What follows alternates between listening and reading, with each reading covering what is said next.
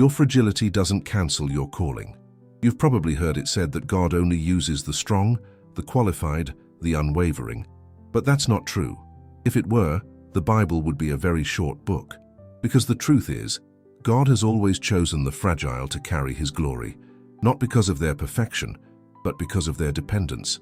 Maybe today you feel like a mess, emotionally tired, spiritually inconsistent, mentally exhausted. You try to pray, but the words don't come. You try to be faithful, but you feel like you're barely holding it together. And deep down, a voice whispers, God can't use someone like you. But that voice is lying. God doesn't cancel your calling because of your fragility. In fact, He often calls you through it. He knew your cracks when He placed the weight of your purpose in your hands.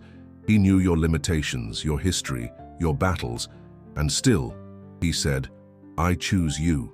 Think about Moses, a stuttering fugitive. Think about Elijah, a prophet who once begged to die.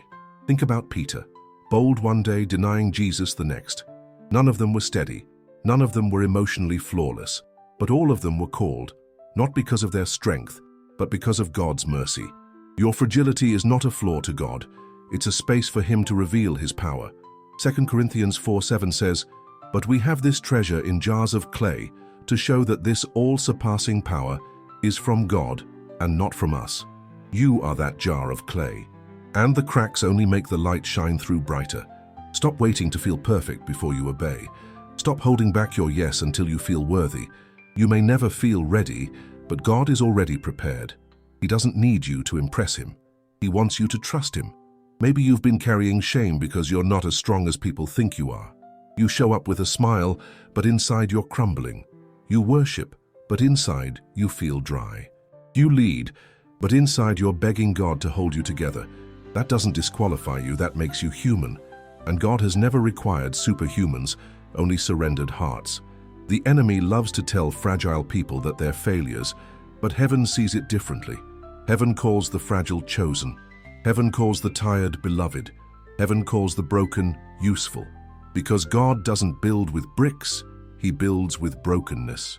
So what if, instead of hiding your fragility, you brought it to the altar? What if you stopped apologizing for your humanity and started surrendering it instead? God isn't asking you to be strong enough.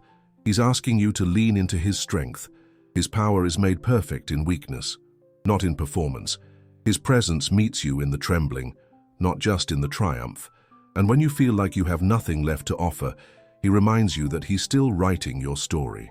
You are not too fragile to fulfill your calling. Your tears don't cancel your purpose. Your quiet prayers still reach His throne. Your broken voice still carries power. Your silent nights are still filled with His presence. And the calling of God is irrevocable, not because of your consistency, but because of His. So lift your head. You may feel weak, but you are not disqualified. You may feel weary, but you are still anointed. You may feel like you've failed, but God is not finished. Say this with me. My fragility doesn't cancel what God started in me. I surrender my weakness and I trust His strength. I may be broken, but I'm still called. Now breathe. Rest in that. Let the shame fall away. Let the pressure lift.